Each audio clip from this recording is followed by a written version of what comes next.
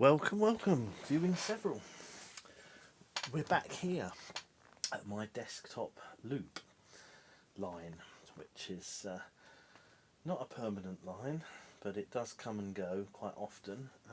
Today it is the Pico track, and what I've actually done different to last time is I've actually put an extra straight in, and that's about as big as it can go. So I was running it with one fewer straight in each side, but so we got that. So I'm here today to try my latest acquisitions. So I'll get them running first, and then we'll talk about what they are. Now, I've got my Guinness 0%.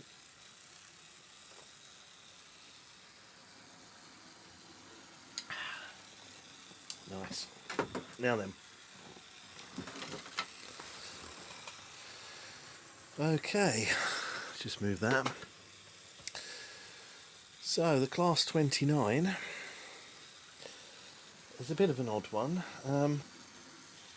They were reworked versions of the Class 21s, but even after they redid them, and they only made 20 of them, they still weren't very successful, and they only ran for a few years, and they were all scrapped and there's none left. But this particular loco, the Hornby one, came out in 1978, and that lasted a similar time, 5 years, to about 1983. The blue one looks a bit, with the yellow front, looks a bit toy-like, but these are the ones, the sort of iconic ones, and I think it must be because of that period of time when I was at the age where I would have really been into this most. This particular loco seems particularly iconic for Hornby. I don't know quite why, whether it was on one of the catalogue fronts back in the day. I don't really remember, but every time I saw it I thought, God, I've always wanted one of those. So anyway, I got one, and it's quite nice. Whoever had it has cut off the coupling at the front and put on a little chain and hook, which is a nice touch. I'm probably only ever going to run it in one direction, and you've got the coupling on the back, so that's fine. But yeah, these ones, they just seem to be something I remember most. It was that and the high-speed Intercity 125. They seem to be the two iconic trains from the late 70s of Hornby. But there we are. So I bought it, and it came as a sort of a set with this 50-foot postal van, which is actually a mainline product, which later went to Dapol, and they made them for about a year or two, I think. But I rather like that. I've seen a lot of compact and micro layouts people have built, and they often will have a small kind of Type 2 class diesel with a postal van, or sometimes they will have one of those double-ended postal kind of DMU type things, and they're quite good to run on small layouts. And I could stick maybe a short coach on there as well. I thought I might run the postal van with my blue Class 25, but to be honest, I thought, because I got these two today, I thought I'll keep them together as a pair, because it's kind of a nice little set, that. So let's go full tilt, shall we?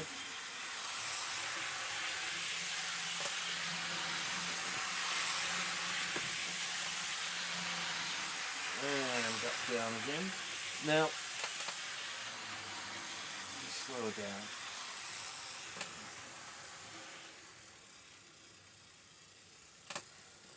Alright, so this one was quite a good value, considering it also came with this coach. It didn't really need much, it just needed a bit of running and a tiny bit of lubrication. I had a look inside. It was clean as a whistle. I don't know if how much it was actually used. I mean, a lot of the locos, this is from 78 to 83, so it's not as old as some of the locos that I've been running. I've been working on a Princess Elizabeth that is one of the filthiest locos I've had, and I've got that running, but it's rough at the moment, and I need to do further work on that. So that will be featured at some point, but I've had to order some missing parts for it as well. But this, you know, runs brilliantly right out the box. We'll just reverse it just to show that it can do that. So I mean, these locos, I think they're pretty much the same as the Class 25s, and the Hymex probably as well internally, and they do run round these little radiuses, and they're very, very similar in that the pickup is one side per bogie with traction tyres on the drive bogie. So in the past, what I've done with locos like that, I have added pickup to all wheels, but you have to replace traction tyres if you can, and it's still quite hard because of the way the ring-filled motor gears and drivetrain is situated. It's quite hard to get any pickup on those wheels on that side, on the drive bogie, but it can be done. But I'm not going to bother with this because I'm keeping this as DC, and I'm just going to run it on DC layouts. The only thing about it is that it does mean that you can't go very slow through points, but possibly another solution would be to add a coach with pickup. Maybe that would do it, but then if you want to go through points you want to be shunting, so that's probably not a good idea. But I think just for analogue it's fine.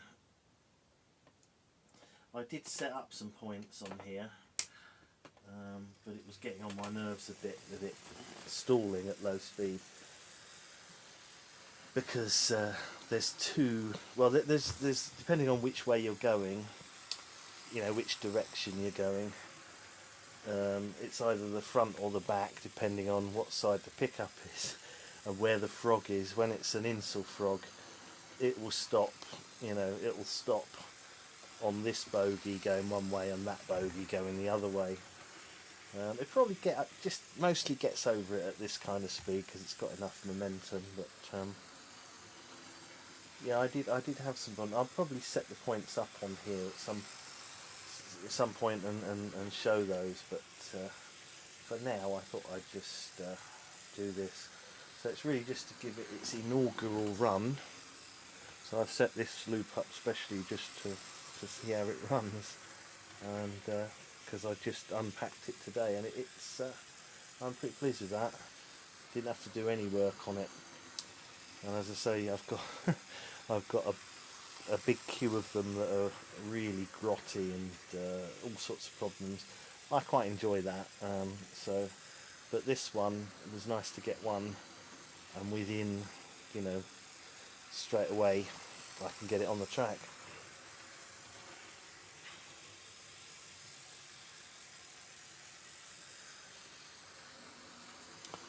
So there we are. I'll just do a few closer shots, and that will be that one. But that's nice. I really like that. As I say, for some reason, this loco's image is kind of burned into my memory. It must have been on the cover of one of the Hornby catalogues. I know it wasn't on the 78 because that was the red LMS Ginty that was on, or was that 79? I do remember this being in a lot of adverts or something. I don't know, it's one that stuck with me for years. I finally got one, so I'm glad about that. As for the Class 21s, which these were developed from, I've got a Playcraft Class 21 which I demonstrated in one of my videos of the train sets, and I might just pull that down as a comparison, so maybe we'll do that next. Anyway, let's slow this one down stop it and perhaps move on to the next bit. Well, that was a bit of a detour. I got this out and yeah, it wasn't running when it was running, but I found some problems with this loco, the Playcraft one. If you remember in my demo of it, it used to run round the bends and then it would kind of lose power in the straights, and I wasn't sure what it was. Well, it was losing pickup and the flywheel was keeping it going till it reached the corner, and the pickup was coming again because of the way these bogies work. So I thought I'd fixed it, but now the chassis where the thread screws the motor in is just completely worn out, so I'm going to have to think of a way to repair that, because there's just no way to screw the screw back in. So I'm going to have to leave this one. I'm either going to have to buy a spare chassis, or I might just, I don't know, maybe I can just get another one of those locos, or maybe I'll just leave it. It's possible to, I mean, there's some bodge repairs, but it will never be, you'll never be able to take it to bits again. So it's kind of annoying, but it does explain, I did have a look at it, and it does explain exactly why it was behaving the way that it was. It's to do with the way the bogies pick up. It's really odd, and it's worn out, and the plastic's gone brittle as well, and so I'm not sure I'm going to be able to really get that one running well again because of that. I might be able to get a longer self-tapping screw, but it's difficult to get the right one. It needs to be, the head of it needs to be thin enough because it's got to go at this side for the body to go on. So it's going to be hard. It's going to be really hard to fix that. So I'm going to have a think about that and look around for spares, and I don't know. It's just, I think I might just keep it in the collection as a non-runner, because there's just yeah, a fundamental bit of screwing the motor down so that it makes proper contact. It relies on a very, very thin thread in the plastic, which is just cracked and just crumbled away. And I'm not really sure if there's another way I can invisibly repair it. I mean, maybe I could put some kind of band, thin band around it to hold it in place, but I just don't think anything's going to be strong enough.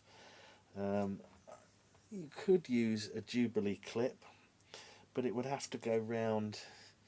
The problem is there's not room to put it all the way round, because it would have to go around this bit here, because it screws into there and holds the motor on. So I'm not really sure. Maybe some inspiration will come to me when I'm thinking about something else, but for now I think that one is no good.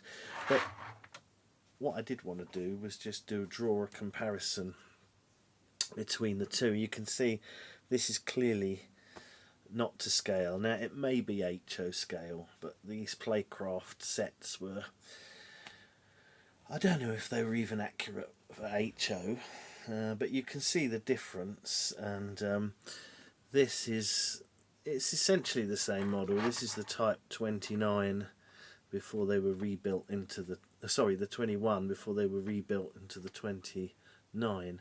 But I mean, they are pretty much the same thing, but you can see there's a lot of differences in sort of scale and proportion.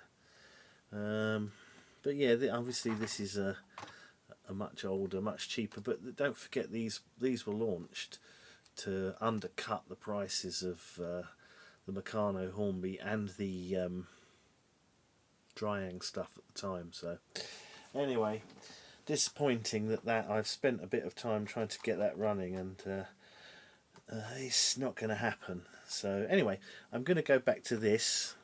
I got distracted, and I'll get some shots of this, because this runs. This is nice. So we'll do that and finish up.